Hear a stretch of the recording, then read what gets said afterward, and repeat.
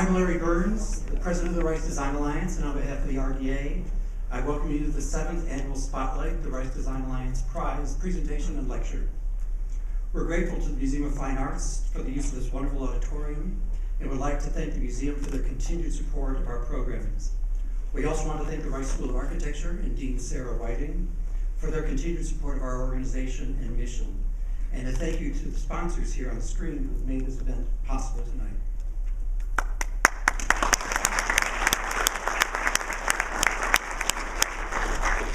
And I'd also like to thank and recognize the sponsor of the reception this evening, Cardinal Haynes Whaley.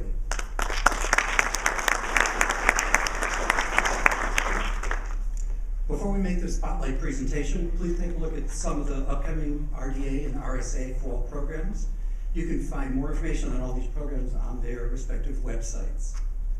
Tonight, as a courtesy to our guests, please silence your cell phones and do not use any flash photography. 7 years ago, the Rice Program Committee, the RDA Program Committee, decided that not only should RDA identify and highlight as outstanding young architects, but that a prize for such talent should be presented on an annual basis. This initiative has become Spotlight, the Rice Design Alliance Prize.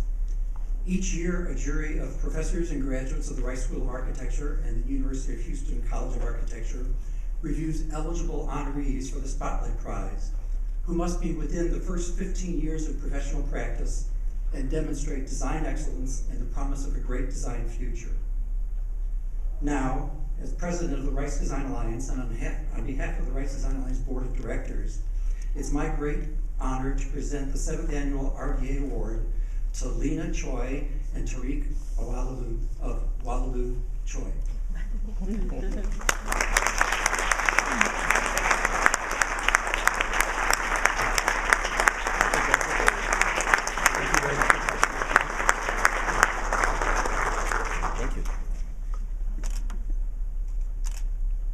Can go now, right?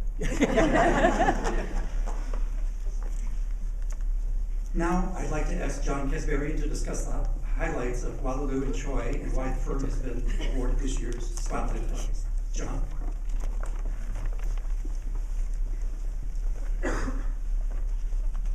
Thank you. It's my great pleasure to introduce our winners today. I've already mentioned previously that one of the greatest pleasures that I have at the beginning of each year is our annual Spotlight Search Committee lunch, traditionally held on the first Friday in January. This year, two things were different. To our regular group of Lonnie Hogaboom, Rafael Longoria, Carlos Jimenez, Linda Sylvan, and the absolutely indispensable Mary Beth Warchaw, we added a new member, Niran Turan, assistant professor at the School of Architecture at Rice. We also changed the meeting venue from the defunct Julia's Restaurant to another female named one called Lucille, so a very able stand-in. But what I've enjoyed the most about these meetings is our discussion about the state of architecture in general, and in particular what the emerging generation is thinking about, what issues and aspirations are important to them, and their changing perspectives on the evolution of professional practice. Our debates are always thorough and convivial, and they have always yielded a consensus nominee, as was the case again this past January.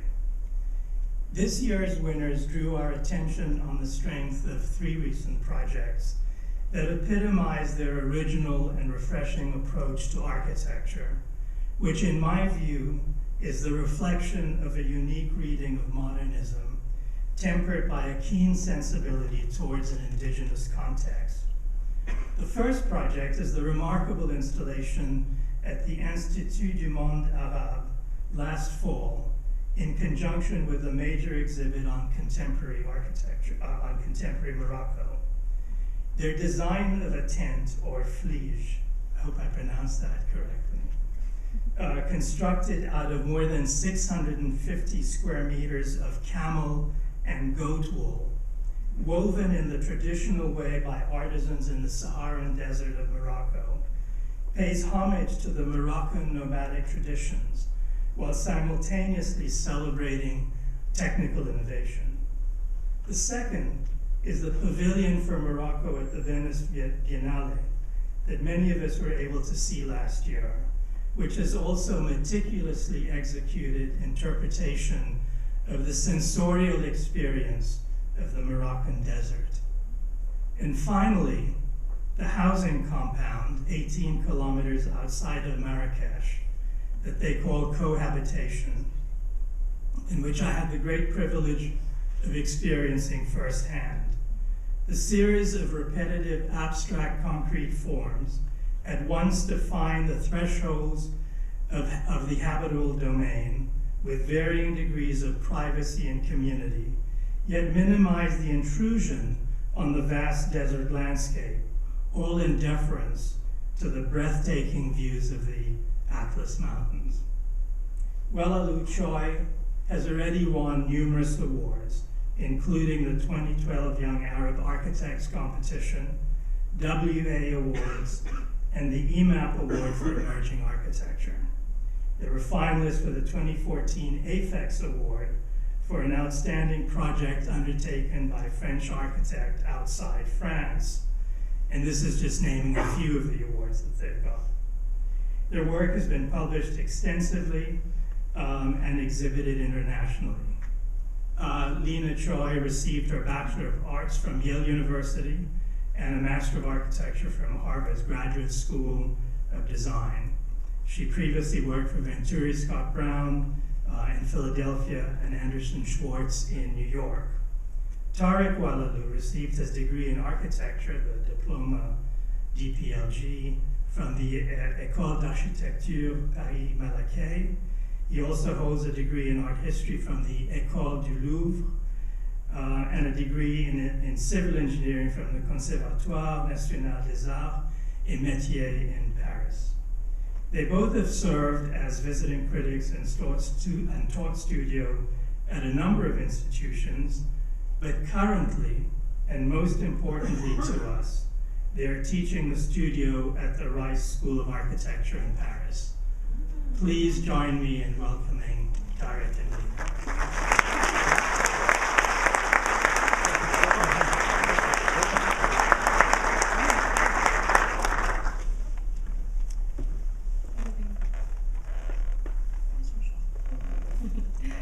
Thank you very much. We're extremely honored to receive this award.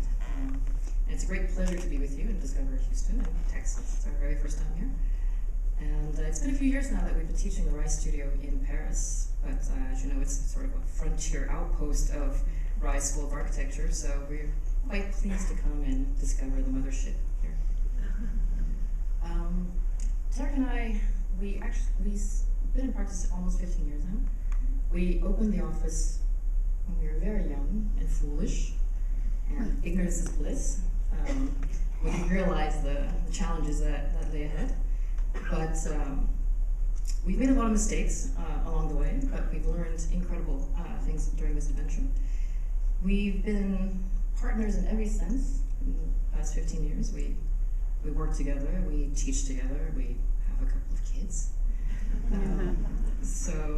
But we don't always agree on the same thing. So we debated about the format of this lecture.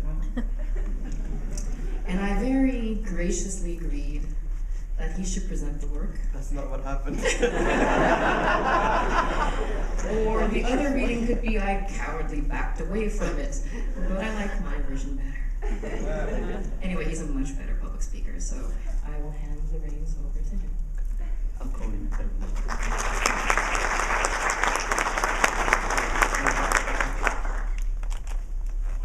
Okay, that's a hard act to follow.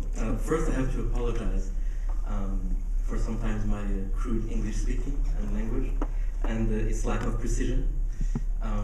And I like precision when I talk about the work, because I think it's quite important to be able to talk in a way where we convey our ideas in the most simple manner. So if I don't talk as well as I should, I apologize in advance. since this award is talking about what we've done in the past 15 years, we decided with Linna that we should ourselves look back at what we've done. We're a little bit of a crazy office. We work in many different places, different continents, on different projects, from cities to stadiums to houses to everything that we can lay our hand on, essentially. So we didn't take so much time to look at what we've done. And I thank you for this opportunity to have to do that. And I start with a basic conversation and something that's very dear to both Linna and I right now. The practice of architecture, what we do, is, I believe, one of the greatest callings that one can have. And this calling is even more important right now in a moment of virtual everything. Architecture weighs us down. It has gravity. It manages the relationship we have with ourselves, the relationship we have with one another, the relationship together we have with the communal and political powers, and the relation that all of that has to the universal and mystical. And in that sense, it's fundamental. It's maybe obsolete in many ways. It's a form of resistance to this tweeting form of existence that we all have. But it's a form of resistance that we cherish very much. And in this sense, we believe that architecture has both a very material and immaterial dimension. That is both very much a witness of its time and has to have a timelessness to it. That it both belongs where it is and has to belong to all the other places.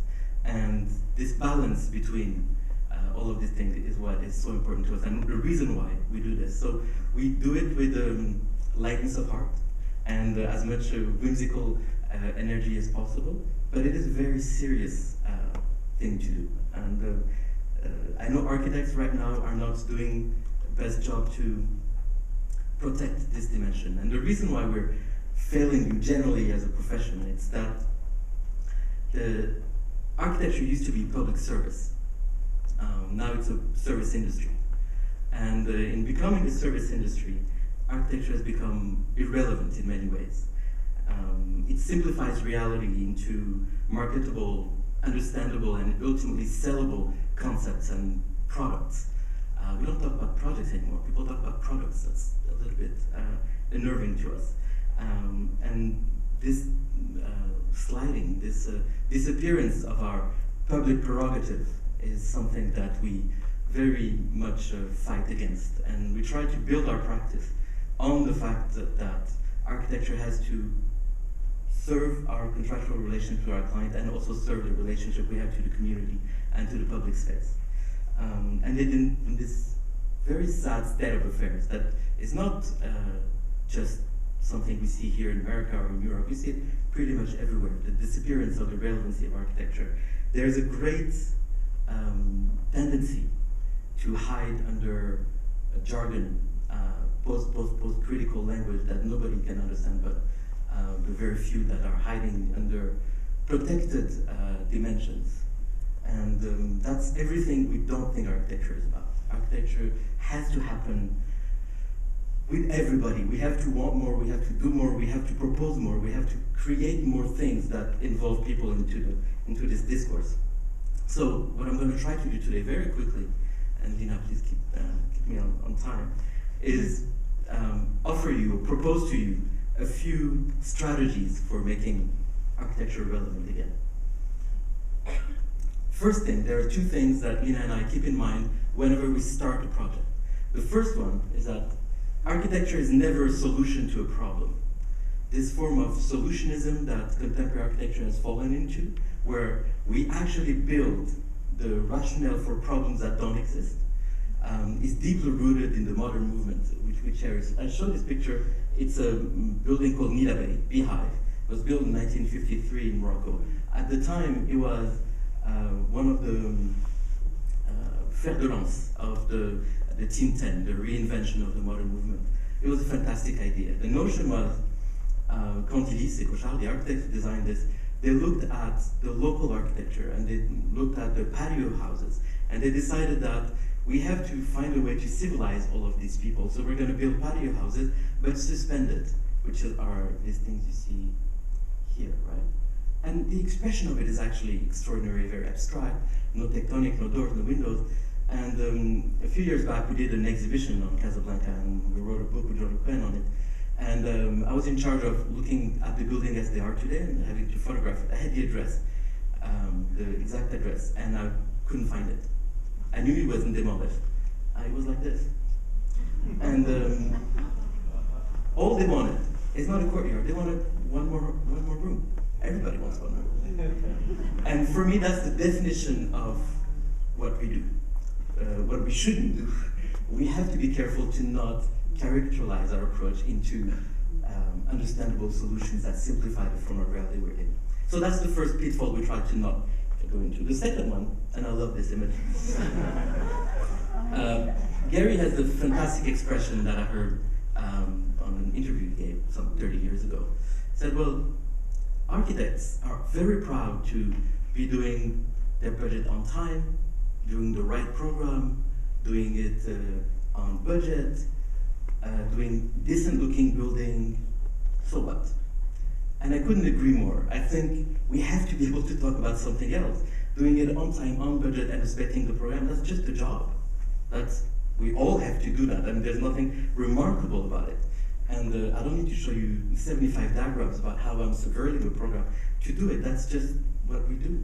So what else? And this what else is what I'm interested in. We have to reach for the stars. I don't know, it sounds cheesy, but we have to be much more ambitious with what we do than what we're asked to be done. Otherwise, we're just, we're back prior to the Renaissance times. We go back to being builders. And there was 500 years of history that allowed us to be able to come here and talk about these things. So I'm going to propose 5 approaches, which are very caricatural. And I'm going to talk about a few projects, some very quickly. I don't want to get into the detail of them. The first approach is the relationship that we have with the territory. And by territory, I mean, in French we say le grand paysage, the great landscape. And that's something that I've actually discovered where here in America, most of the American landscape is always the tension between the built environment and the taming of nature, the necessary taming of nature. And the way we respond to this has to do with how we can make elements in the landscape mean something. That's a wall that you would see in the southern part of Morocco. There are just structures like this all over the mountains and near the city of Marrakech and where that's at. And you never know what they're for. This is actually one of the most decorated ones. They're used one time of the year. The rest of the time, they're just reminiscence in the landscape. And one time of the year, after a big religious holiday where we eat a lot, everybody goes to pray. And that's it. It's one prayer, one time, it lasts for maybe 20 minutes, and then it's gone. The relationship of architecture to the landscape, of the fact that a dimension of the architecture, spatial dimension of architecture can disappear, is something that fascinated us. The first project I'm going to show is a museum we built in the Roman city of Volubilis. Volubilis is one of these incredible Roman remains, and it has something amazing that hasn't been touched. Nothing around it has changed for the past 2,000 years. The landscape of it is the same as the Romans left it. Wheat, cypresses, grapevines. And we were hired to build the first museum in Moroccan history after independence, which sounds grand, but actually at the time was very small.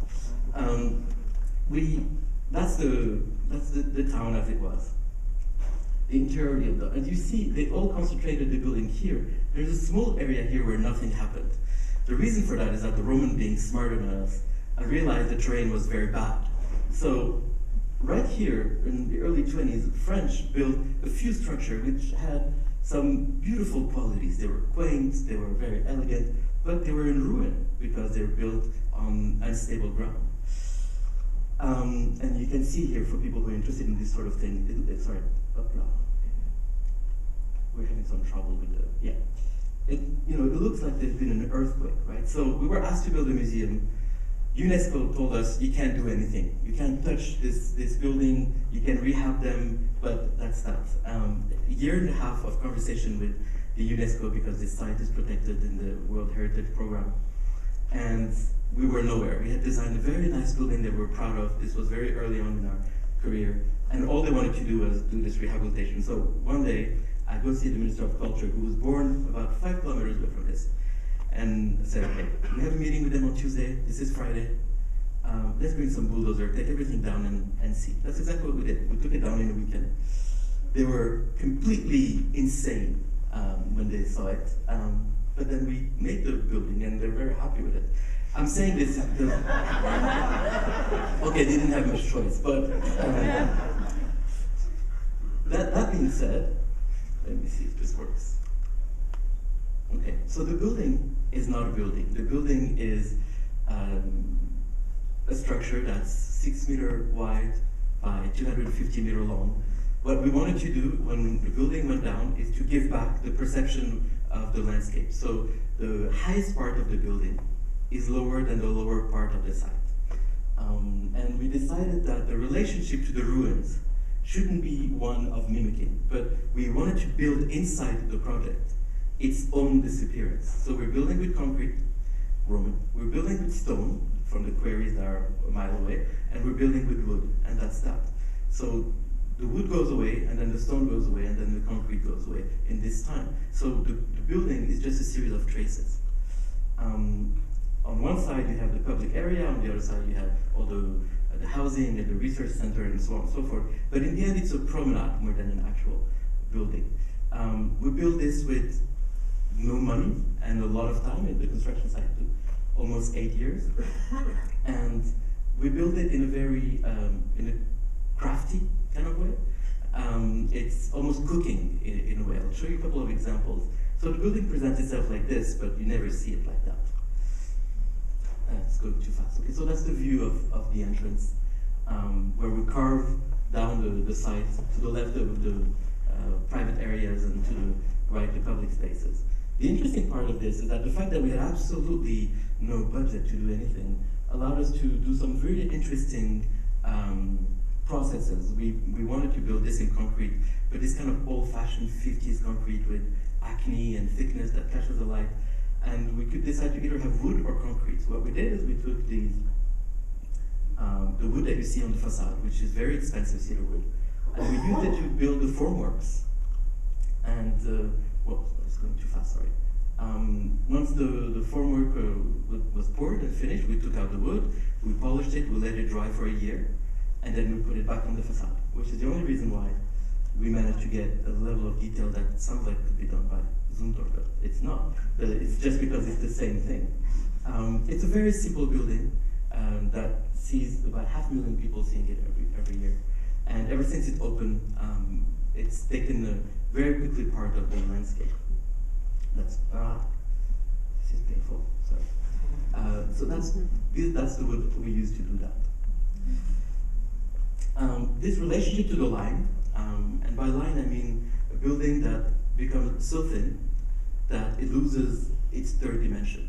So it becomes something that is defined by this relationship to the landscape more than what happened within. It's something that's been going over and over in our work.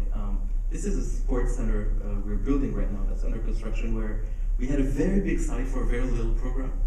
So what we decided to do is put, well, there's some covered, swimming pools and basketball courts and so on, but all this program is actually very, very small. So we put it against this crust of a building, which we pushed inside the site to give away a public space to the city, which doesn't exist, and create this 350 meter long structure.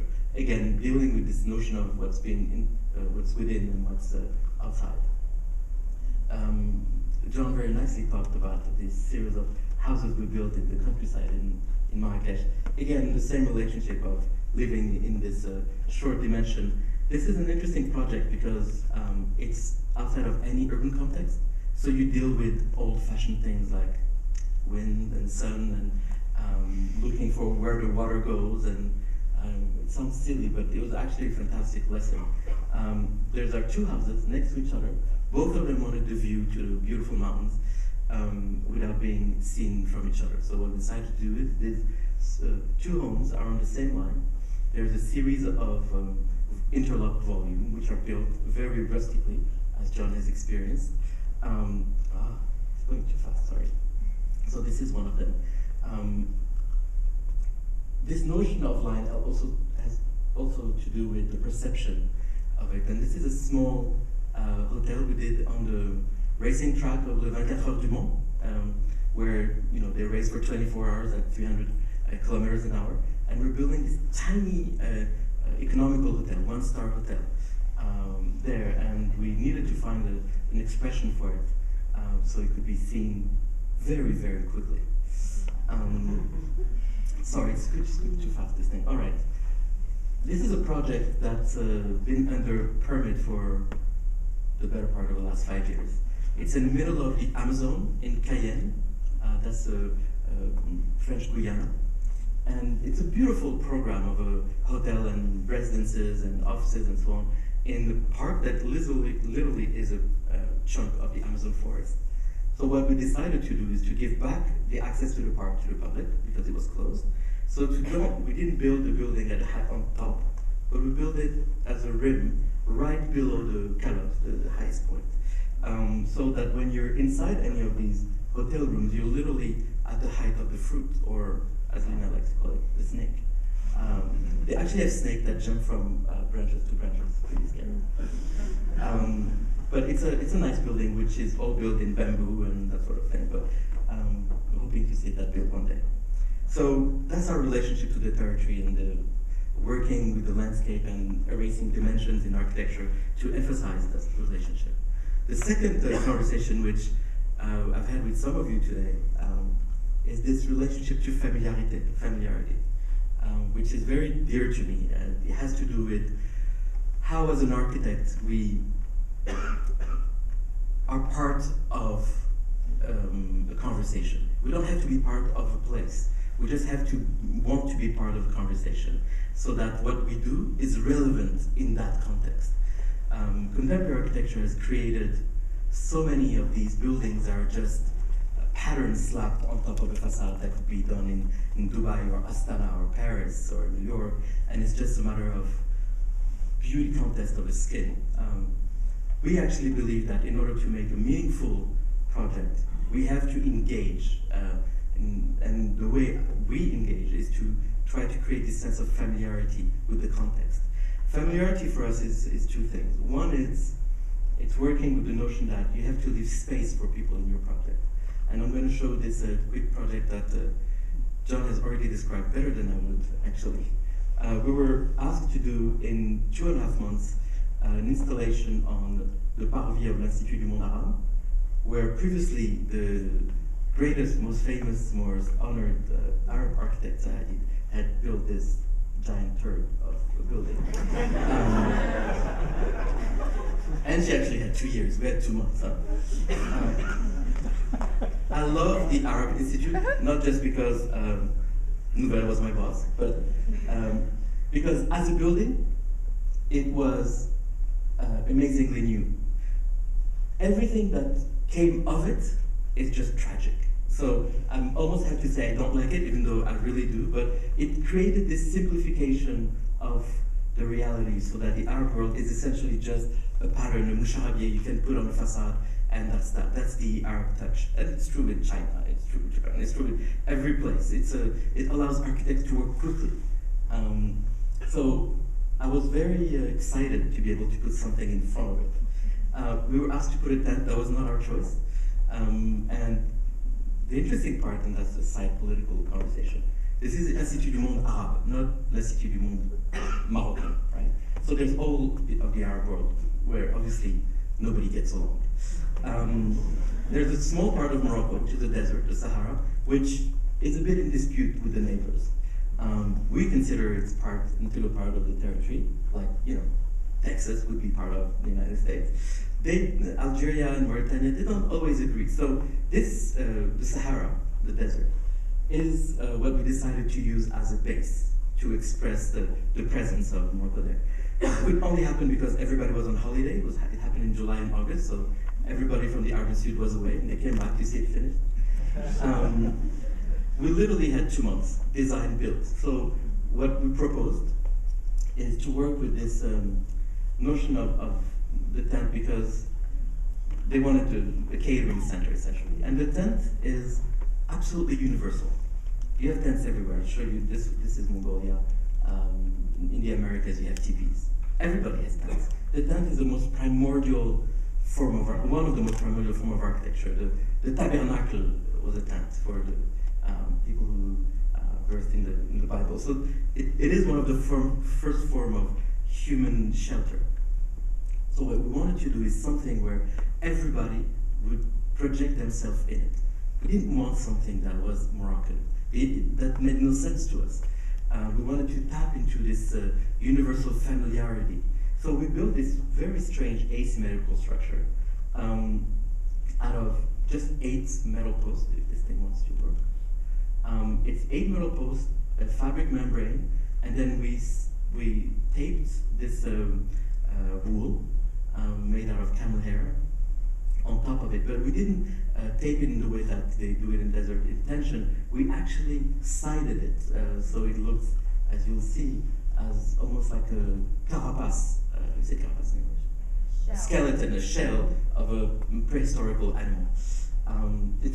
It's a small building. It's 500 square meters. By the way, as a parenthesis, I'm very excited that we were recognized for the 3 projects John talked about. And I'm realizing that the smaller the projects are, the more people talk about them. So I'm deciding to not do any big projects anymore. But seriously, this notion of installation and small project have one quality, is that they go up fast. They go up quickly. For architects in the audience, you know that any given project takes 5 years between the time you think about it and the time it's finished. This takes 2 months. The beauty part of it is also the way we built it. So we had to order this wool in the south of Morocco, and we had 50 women in the desert weaving it. And then they had to work with the compagnons, artisans in Brittany, not talking the same language, and so forth, to put it together. And it was an interesting experience, to say the least. Sorry, I don't know why. Okay, we could stop here. Okay. Just a few pictures of how it was put together. I love working with tensile fabric because it's one of these things that before it's tensed, it just looks wrong. It looks like there's too much skin, that somebody just lost too much weight quickly. And at some point when you start making it in tension, all of a sudden it takes a certain elegance to it. Sorry. This is painful, sorry guys. Okay, I was talking about, I don't know with whom today, Jean Nouvel came to the opening of it, and he usually travels with a court, right? Like Moses. And in this particular case, because there was, the Princess of Morocco, the President of the Republic of France, nobody cared about Jean Nouvel, and he was lost, completely lost. Oh. So he sees me, and he's like, yes. So he stuck to me for 5 minutes, and he's like, he goes in exactly where this picture thing. He's like, I actually like my facade.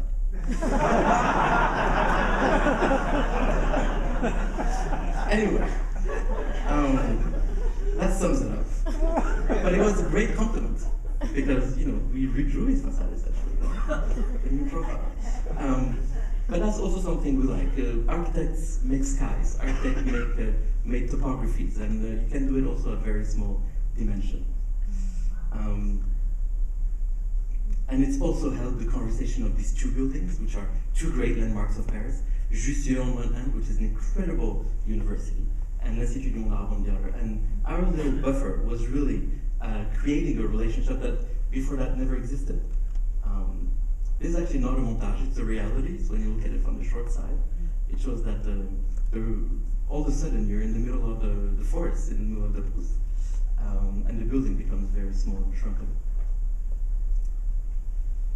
With this notion of familiarity comes this notion of evocation. Evocation is, we talked about it this afternoon, is how architecture triggers memories, sense,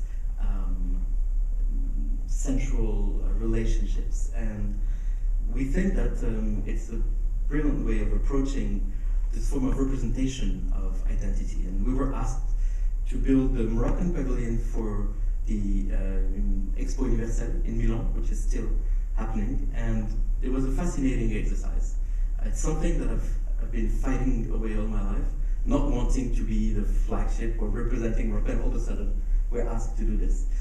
Morocco has participated in every single Expo Universelle since 1868, and always with the same building. Always. Arcades, tiles, literally always same building. Sometimes very graceful, like this one. This is in Brussels. This is my favorite, New York City. Canada, always the same. This is the last one in Shanghai. And this form of identity is completely phantasmagoric. It's never existed, right? It's the fact that Morocco is such an incredibly diverse culture, incredibly inventive in the contemporary realm. When it presents itself to the world, always shows the frozen moments in time. There's lots of reason for this, and this is not the place to talk about it, but it has to do with the permanence also of the power. Morocco is a monarchy, and monarchy doesn't really like elections that much. So this notion of cycles doesn't work with monarchy. Monarchy is about stability, and they've been there for almost 1,000 years, and they used architecture as this form of expression. So needless to say, it was a tough sell when we had to show them what we did. So for Milan, okay. The expo was built, sorry, I have to go back, in Milano on a Cardo Decumanus. Those are the two axes that make the colonial towns, Roman towns, right? The Cardo comes from cardinal, is north-south, and the Decumano is east-west. And the site we were given is right here. It just so happened that we enter from the north. So what we proposed, it was a week-long competition, did you know? What we proposed is to make the building the country. You would enter from the north, from the Gibraltar Strait, go through the oceanic regions and through the mountains and through the plains and through the desert and come up. So it's kind of a Disneyland experience inside.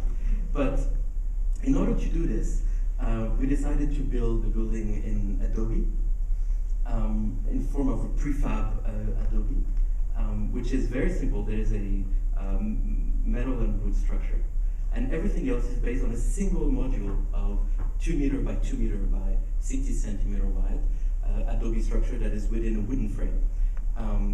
Just as a parenthesis, we haven't taken down the building yet. It's coming down at the end of October. But building in Italy for Morocco in earth in 6 months has aged me 20 years. It's been the most challenging project we've had. So we did very simple, again, not because we didn't have money. Actually, we had a lot of money. We just didn't want to spend it. It's just not done. It's a building that's going to stay 6 months. It makes no sense to splurge. And all of these buildings, this was actually an exhibition centered on sustainability and feeding the planet. It was the most obscene architectural orgy that I had seen in a long time. And this building is the opposite of that. It's trying to not talk too much, not make too much noise, but it's trying to give you the experience of the country rather than the image of the country. The building has no windows or doors. It's not air conditioned. The building itself manages the air. The cracks that you see here vary in dimension as you go. They control the lights, they control the air. When you go inside, there's a topography of ceiling that gives you the sense of transformation, and that's it. It's going too fast, sorry guys. So these are construction pictures. Italian contractors make me feel that Moroccan contractors are great. And that's saying something, no? It was just truly horrible. Truly horrible. Anyway, but the building did what we wanted and more. Sorry. What it is that it's a landscape, it's a topography, it's one thing made out of many things. These many things are essentially two buildings touching each other. Each of these buildings is made out of a series of volumes, and the whole thing reads like one building, a village, or a module. And this transformation of scales is something that we like to play with. very simple. Again, part of the smaller things we did that people talk a lot about. That's some of the spaces inside. So this notion of familiarity has to do with using architecture to enter in a cultural dialogue with the people that to control it is also quite important. So after the built, the unbuilt, the unbuildable, which are the protected green and